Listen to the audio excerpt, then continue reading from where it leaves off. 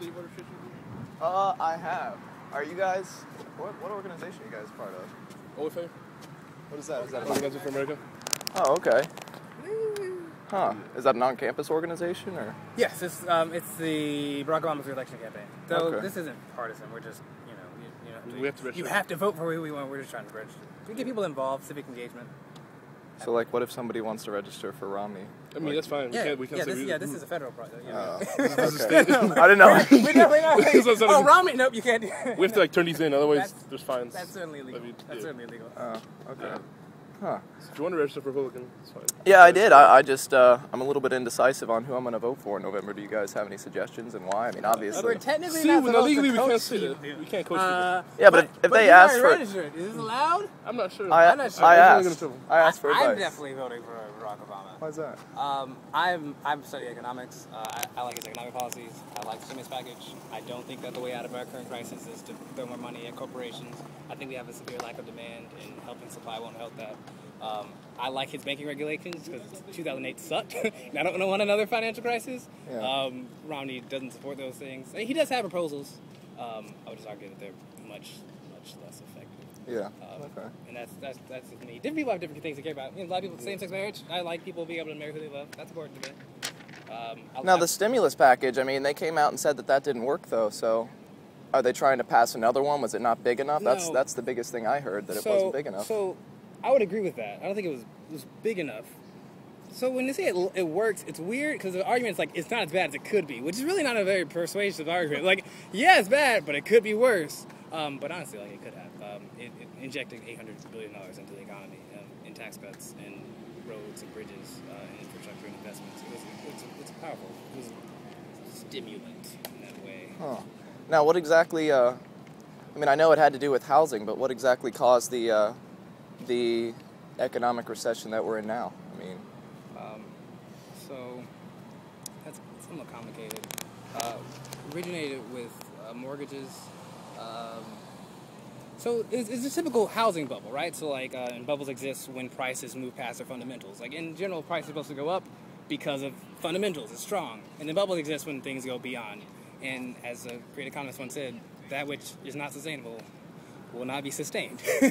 And when it crashes, housing prices plummet, which is why this crisis sucks so much. Generally, when crisis occurs, we get out of them very quickly. But the average American family has a lot of their value in their house. So when your house loses 1/4 of your value, then you're just like... So what part of the housing market wasn't sustainable? Subprime mortgages, which is mortgages to poor people. Right. They can't be paid One back. of the things that the financial industry is supposed to do is assess risk. And Now, they didn't. They were recklessness. Correct me if I'm wrong, but mortgage-backed securities, you make a profit when those mortgages are paid back, correct? Most definitely. So why would banks knowingly lose money in lending out loans to poor people? Yeah, so I don't think anyone here was going to argue that like banks intentionally got together and they were like, let's destroy the economy and make ourselves lose money. I don't think that's the case at all. But you find the paradox of what is often in one's individual interest is not the interest on the whole. So for instance, the demand side of things, on one's individual interest right now, it's good to save money because a lot of people are worried about their jobs, they have debts. But on the economy as a whole, that's actually not very good for us. It'd be great if we were buying more things because then we would have more spending. Right. So we often have a situation where what is individually good is not good for the whole. And so you find situations where when the banking recklessness was good for profit for them individually, but for the financial system, it created instability, and we all know what happens when the financial system goes down. Okay. Because I'm actually enjoying this. Terribly large amounts of jobs. And once again, this is all on the economy side, and there are many other things. We can talk about foreign policy. We can talk about domestic. We can talk about healthcare. We can talk about civil liberties. Now, what about? I mean, obviously we're approaching the debt limit. I mean, everybody seems to acknowledge that as far as especially with Greece over in Europe. So how does the government sustain this type of spending and actually even more as you proposed if we're going bankrupt? So if you look at the history of economic slumps, one of the roles of government is to, when times are bad, get us out of it. So in a typical economy, you have private sector, you have public sector, they trade. When you have economic slumps, the private sector is down, the public sector makes up for it. So for instance, the best example is the Great Depression. We had the New Deal, all those roads, all those bridges, which tried to help get us out. But the main thing that got us out was actually World War II. Right. We have a war, and when you start diverting all your resources to tanks and metal and rationing, then all that really kicks us out. So the time is when things are bad, government spending increases, increased demand also increases because things like food stamps and welfare and unemployment benefits go out. And then when things are good is when you shave it off. For instance, during during Clinton's time in office, when things were good, we had surplus, and surplus actually went to paying off the debt. That's the proper way.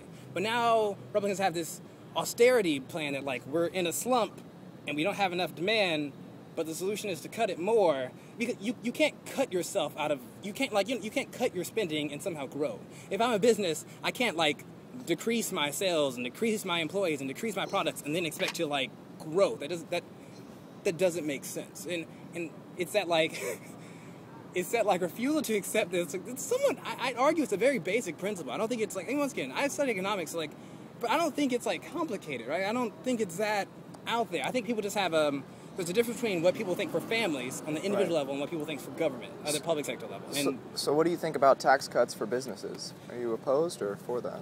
So it depends on what we say for businesses. So, like, if we talk about, for instance, Mitt Romney, it's a big fan of tax cuts for corporations. But the largest employer in this country, if I'm not mistaken, is small businesses, right? So what about... And Barack Obama has actually cut taxes for small business 18 times. My parents own a small business in Montgomery, Alabama. We owned a used bookstore. And I'm really grateful for small business cuts. But once again, when you have the choice between supply-side solutions and demand-side solutions, my parents could pay no taxes at all, but it won't change the fact that people aren't buying things, right? Okay. So at a certain extent, the way to actually fix the economy is to get people to buy products. Because it doesn't matter if Corporation X doesn't have to pay much taxes. It doesn't matter if Corporation X has few regulations. If Corporation X doesn't have anything to sell people to, then that Corporation X is going to fail regardless. And once again, Republicans are very big on supply-side solutions. And there are times when it works. There are different economic solutions for different times. But right now, supply-side solutions aren't going to work very well with the demand-side problems. So I took micro and macro, so I would assume that you... I didn't really go past that. I'm not an economics major. Most people don't. I'm proud of it. Now, so if I'm not mistaken, demand-side economics would be classified under Keynesian. Most definitely. And supply-side, it would be Freeman, free market. Yeah, we go. Huh, okay. And once again, it's not always an either or. There are different times, different situations. But right now, it's just, you can't make a coherent argument that right now the problem with the economy is that rich people aren't rich enough. You know, that corporations don't have enough money. That doesn't fit. Right. It's not apples too poor. Google needs some more. Like that's not the situation. And when I see Republicans stand up and say, if we just give rich people less, if we just lower these regulations, if we just throw these tax cuts, it didn't work before. I heard it's not going to work now. If that's the case, why did Obama extend why do you extend tax cuts, the Bush tax cuts? Yeah, so I would definitely argue. So tax cuts don't have the same marginal utility because they're for different people. So for instance, for people who are poor and struggling, extra money will actually go into the economy. Like for instance, unemployment benefits are by far the most stimulative form of government aid because for people who are unemployed, money for them goes straight to the economy. Tax cuts for people who have millions of dollars normally just goes into the bank with their other millions of dollars, which is good for those people. But like, once you know, saying like, oh, I have $10, I'm gonna give you $1. Okay, I'm gonna spend it. I have $1 trillion, I'm gonna give you $1. To the bank it goes. So I would say that the tax cut issue changes depending on income, and we don't like saying that because it's class warfare and rich versus poor. But it's true. Throwing money at someone who has $1 million that money won't actually get into the economy at the same level that throwing money at someone who has $40,000 and at risk of losing their house or a burden or in between jobs. So blanket tax cuts, I can't say I support that. I'm much more of a fan of targeted. Now, in the concessions that Obama made, he actually did continue the tax cuts for the lower incomes and upper incomes, which is actually one of the things that we liberals were kind of like, darn it, why are you making these concessions? Why don't you give in? Yeah. Because they're still going to hate you and call you terrorists. And so healthcare, I've heard a lot of different things, like I said. I mean, that's why I'm asking you. It's overall, I'm assuming, a good thing. Yeah, Republican messaging is a powerful thing. We have healthcare reform that's going to give 30 million people insurance and help people with pre-existing conditions actually get healthcare now, and it's going to save $300 billion over the next 10 years. And the majority of the country doesn't like it. Like, Republican messaging is like, they have some hardcore, I don't know, they have like huge I think I know what you're talking about, because the message that I've most often heard is that if you force insurance companies to accept pre-existing conditions, then there's no way that they could possibly stay afloat. Which is why part of it was individual mandate, which means everyone. So if you literally just said, first insurance company, cover people that are sick, well, they can afford it. But part of this legislation is that every single person. So it's like, if you combine the new expenses that go out to people who are sick with the incoming patients, like I said, 30 million more people, then actually insurance companies on the whole are going to come out. Now, what if they positive. choose to pay the fine and not be insured? Well, they certainly can. I think that's what makes this not like totalitarian. Generally, in the government, we fine you. We don't like say like if you don't do this, we're going to jail you. Unless it's taxes. Yeah, exactly. So Huh. you can pay the fine. Some people I don't know why you. Instead of getting insured. Yeah. But that's once again, civil liberties you can. It'll be cheaper. Now, what's the problem with Medicaid? I mean, aren't those 30 million people, they can go in and they're not going to be declined, life-threatening treatment? Second? Medicaid, the program that we currently have, Definitely. I've heard that... Aren't some people like in between, like, qualifying for Medicaid? And Most definitely. A lot of people are like in a weird situation. They're in between. They don't quite qualify. They weren't poor enough to qualify, but they didn't have the money to have actually the go money. about life. So they don't have anything. So yeah. And once again, we right now we spend as a country more on any other country as a percentage on healthcare, but we have the fewest amount of people in the healthcare system. Which once again, we can talk about the problems with the Affordable Care Act all we want, but it's hard for me to see how one could not see it as an improvement. Once again, right now we have most expenses, least coverage, like literally the worst system of every industrialized nation. Huh. And we have improvement here, and the fact that this improvement has been spun as government takeover or doom and gloom, or I don't know, your insurance costs are going to, whatever it is, it's just, I think it's the most powerful example of Republican messaging that I know of. When I saw this, like, yes! And then, I start talking to people, like, wait, no, that doesn't, wait, why are you not liking this? It's very strange. Now, the only reason that I'm still undecided is because one thing I would agree with the Republicans on is that Obama likes to blame a lot of people. And the fact that he likes to blame the Republicans for where we are today, when he had the first 2 years of his presidency, he had supermajorities in both the House and Senate. He could have literally... in the 2 years, we can talk about what he did, right? He allowed, for instance, gay people to serve their country because that shouldn't matter. Right, he passed the most comprehensive healthcare reform we've seen in decades. Right. He passed the Dodd-Frank reform legislation, which would help us not have another crisis. He passed the stimulus package, which injected for $800 billion. Yes, he had 2 years, and he did legislation that has not been accomplished at that scale in decades and decades and decades. And because of that, we've had over 30 months of private sector, 31 months of private sector growth. We've had 4.5 million jobs. Remember when Barack Obama took office, we were losing $800,000 a month. Now we're gaining 200, 300,000. And that's not great. And we should be greater, and I wish it should be faster. And I would have loved if Republicans had passed the American Jobs Act, which Democrats proposed last year.